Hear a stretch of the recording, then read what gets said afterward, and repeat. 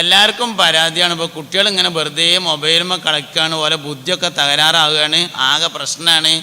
കുട്ടികൾ മൊബൈലുമ്മ കളിക്കണതിൻ്റെ കാരണം വാപ്പിമ്മയും കളിക്കണത് തന്നെയാകുന്നു. എഴുതി വെച്ചോളി വേണം നിങ്ങൾ കടലാസിൽ, പെരെ കൊണ്ടുപോയിട്ട് ഡൈനിങ് ഹാളിൽ ചോരുമ്പോൾ ഒട്ടിച്ചാളി. സംഗതി സത്യമാണ്. വാപ്പിയും ഉമ്മയും മൊബൈലുമ്മ കളിക്കണത് തന്നെയാണ് കുട്ടികൾ കളിക്കണതിൻ്റെ കാരണം, വേറെ അതിന് കാരണമൊന്നുമില്ല. നാളെ ഞാൻ ഷാർജയിൽ നിന്ന് ഇങ്ങനെ ക്ലാസ് എടുക്കുന്ന സമയത്ത് മറൻ്റെ അപ്പുറത്തുനിന്ന് ഒരു പെണ്ണ് വിളിച്ചു ചോദിച്ചു, ഉസ്താദേ ഈ ആണുങ്ങളെ മൊബൈൽ മക്കളി നിർത്താൻ വല്ല വയ്യുണ്ടോ എന്ന് ചോദിച്ചു. എന്താ നിങ്ങൾ ചോദിച്ചത് എനിക്ക് മനസ്സിലായില്ലായിരുന്നു. അല്ല, മൂപ്പർ രാവിലെയാണ് പോകും, വൈകുന്നേരമാണ് വരും, വന്നാൽ പിന്നെ മൊബൈൽ എടുത്തുങ്ങാണ്ട് ഇങ്ങനെ ഇരിക്കലാണ് പണി, ആയുമ്പോൾ ഇങ്ങനെ കളിച്ചിരിക്കും എന്ന് പറഞ്ഞു.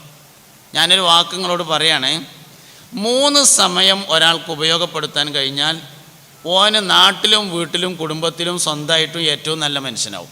3 സമയം ഉപയോഗപ്പെടുത്താൻ കഴിയണം. 1 രാവിലെ എഴുന്നേറ്റ ഉടനെയുള്ള 1.5 മണിക്കൂർ, 2 ഓഫീസിൽ എത്തിയ ഉടനെയുള്ള 1 മണിക്കൂർ, 3 വീട്ടിൽ തിരിച്ചെത്തിയ സമയം മുതലുള്ള 1/2 മണിക്കൂർ, മൊത്തം 3 മണിക്കൂർ. 24 മണിക്കൂറുള്ളതിൽ 3 സമയം ഉപയോഗപ്പെടുത്തിയാൽ ഏറ്റവും സൂപ്പർ മനുഷ്യനായിരിക്കും. രാവിലെ എഴുന്നേറ്റ സമയത്തുള്ള 1.5 മണിക്കൂർ സ്വന്തം ആവശ്യത്തിന് മാത്രം ഉപയോഗിക്കുക. സ്വന്തം ആവശ്യം എന്ന് പറഞ്ഞാൽ നിസ്കരിക്കാൻ, ഖുർആൻ ഓതാൻ, കുളിക്കാൻ, ഇസ്തിരി ഇടാൻ, നഖം വെട്ടാൻ, താടി നന്നാക്കാൻ, എക്സസൈസ് ചെയ്യാൻ, ഓടാൻ, ചാടാൻ, ഇങ്ങനെയുള്ള സ്വന്തം കാര്യത്തിന് മാത്രം 1.5 മണിക്കൂർ. ഓഫീസിൽ ചെന്ന ഉടനെ, ജോലിക്ക് ഹാജരായ ഉടനെയുള്ള 1 മണിക്കൂർ സാധാരണയിൽ നിന്ന് വ്യത്യസ്തമായതും ചെയ്യാൻ വളരെയധികം പ്രയാസമുള്ളതുമായ ഒരു കാര്യം ചെയ്യുക. എല്ലാ ദിവസവും ഒരു പുതിയ കാര്യം. ഏറ്റവും ഇടങ്ങേറുള്ളത് ഓഫീസിലെത്തിയ ഉടനെയുള്ള ആദ്യത്തെ 1 മണിക്കൂർ ഉപയോഗിച്ച് ചെയ്യാം.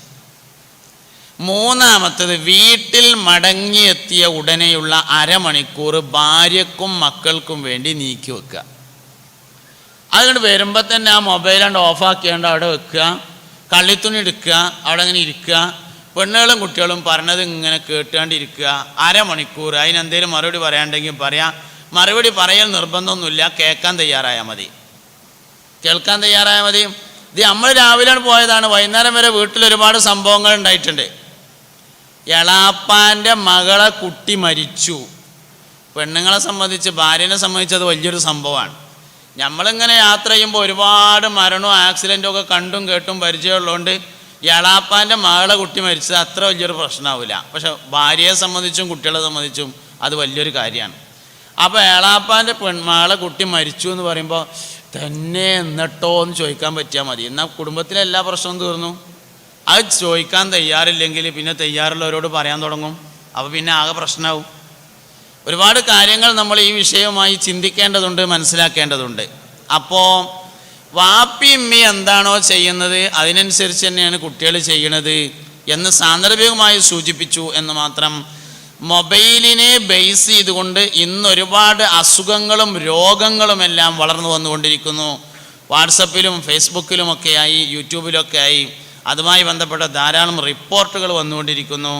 ഇതൊന്നും നാട്ടുകാരെ കുട്ടികളെ പറ്റിയിട്ടല്ല പറഞ്ഞത്, അവനാൻ്റെ കുട്ടികളെ പറ്റിയിട്ട് തന്നെയാണ് എന്ന് ആലോചിക്കാനും അതിനുള്ള പ്രതിരോധ മാർഗം സ്വീകരിക്കാനും നമുക്ക് കഴിയട്ടെ എന്ന് പറഞ്ഞുകൊണ്ട് ഞാൻ ആ വിഷയം വിടുകയാണ്. ആരും മറുപടി പറയണ്ട.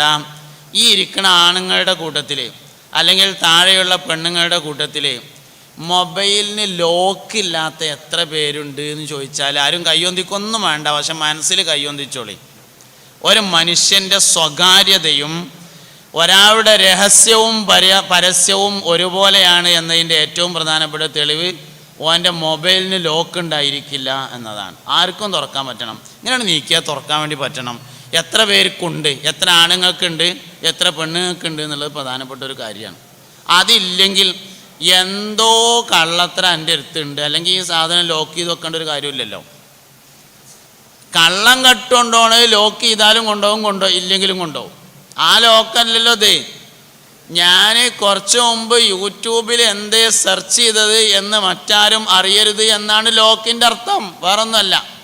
കുറച്ച് മുമ്പ് വാട്സപ്പിൽ ഞാൻ ആരായിട്ടാണ് ചാറ്റ് ചെയ്തതെന്ന് ആരും അറിയരുത് എന്നാണ് ലോക്ക് ചെയ്തതിൻ്റെ അർത്ഥം. മൊബൈൽ ലോക്ക് ചെയ്യാത്ത എത്ര പേരുണ്ട്?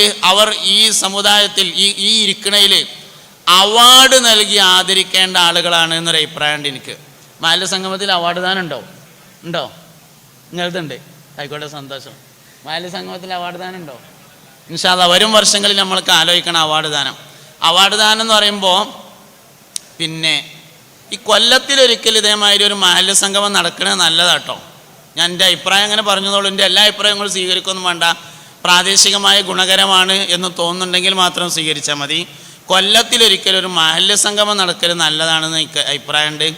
തറവാടുകളുടെ പേരിൽ 5 തെറ്റുകളാണ് ഇന്ന് സമൂഹത്തിൽ ഏറ്റവും ഗൗരവം കുറഞ്ഞു പോകുന്ന തെറ്റുകൾ.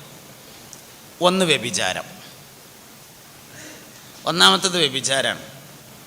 വ്യഭിചാരം എന്ന് പറയുമ്പോൾ നമുക്ക് തോന്നും നമ്മളാരും വ്യഭിചരിക്കണില്ലല്ലോ എന്ന് തോന്നും. പരിശോധിക്കേണ്ടതാണ്. വ്യഭിചാരം എന്ന് പറഞ്ഞാൽ ലൈംഗികാവയവം കൊണ്ട് മാത്രമല്ല വ്യഭിചാരം.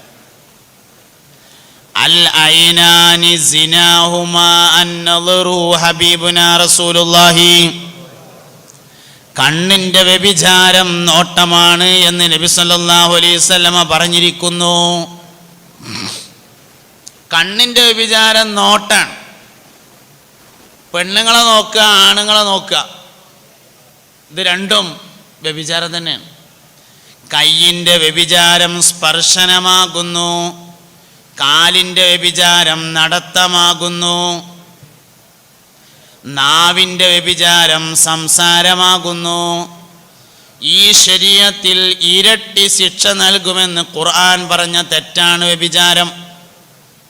വലാ യസ്നൂന വമൻ യഫ്അൽ ദാലിക യൽഖാ സാമാ യുളാഫു ലഹുൽ അദാബു യൗമൽ ഖിയാമത്തി വയഖ്ലുദു ഫീഹി മുഹാനാ. ശിക്ഷ ഇരട്ടിയാക്കപ്പെടുന്ന തെറ്റാകുന്നു വ്യഭിചാരം. വ്യഭിചാരി നാളെ മഹ്ശറയിലേക്ക് ഇങ്ങനെ വരുന്ന സമയത്ത് അവൻ്റെ ഗുഹ്യത്തിലൂടെ, അവളുടെ ഗുഹ്യത്തിലൂടെ ഒരു ചലം ഒലിച്ചു കൊണ്ടിരിക്കുമെന്നും ആ ചലത്തിൻ്റെ ദുർഗന്ധം കിലോമീറ്ററുകളോളം ദൂരത്തേക്കുണ്ടാകുമെന്നും പരിശുദ്ധ ദീൻ പഠിപ്പിച്ചിരിക്കുന്നു. നരകത്തിൽ വ്യഭിചാരിയുടെ തൊട്ടടുത്ത് കിടക്കുന്ന ആൾ അവനെ ആക്ഷേപിച്ചു കൊണ്ടിരിക്കുമെന്നാണ് ദുർഗന്ധം കാരണം.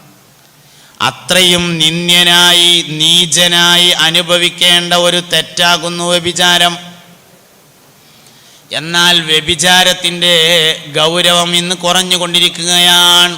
സഹോദരങ്ങളെ, വ്യഭിചാരം ഇന്ന് സമൂഹത്തിൽ ഏറ്റവും ഗൗരവം കുറഞ്ഞൊരു തെറ്റായി മാറുകയാണ്. കല്യാണത്തിൻ്റെ തലേ ദിവസം രാത്രി സ്വന്തം മകളെ മുല്ലപ്പൂ ചൂടിയിട്ട് പന്തലിൽ വരുന്ന മുഴുവൻ ആളുകൾക്കും കണ്ണുകൊണ്ട് വ്യഭിചരിക്കാനും വ്യഭിചാരത്തിൻ്റെ ഫോട്ടോ എടുക്കാനും നിർത്തി കൊടുക്കുന്ന വാപ്പിയമ്മയുണ്ടല്ലോ, അവർ ഒരു വ്യഭിചാരത്തിൻ്റെ ശിക്ഷ അനുഭവിച്ചാൽ മതിയാവില്ല. ഒരു വ്യഭിചാരശാല ഒരു രാത്രി മുഴുവൻ നടത്തിയതിൻ്റെ ശിക്ഷ അനുഭവിക്കേണ്ടി വരും. കണ്ണിൻ്റെ വ്യഭിചാരമാണ് നോട്ടം. ആണിന് നോട്ടമാണ് ഇഷ്ടം, പെണ്ണിന് നോട്ടം കിട്ടലാണ് ഇഷ്ടം. ആണുങ്ങൾക്ക് നോട്ടാണ് ഇഷ്ടം, പെണ്ണിനെ സംബന്ധിച്ച് നോട്ടം കിട്ടലാണ് ആവശ്യം. പുരുഷൻ്റെ ശരീരത്തിൽ കൗപ്പേഴ്സ് ഗ്രന്ഥികൾ എന്ന പേരായ ഒരു ഗ്രന്ഥിയുണ്ട്.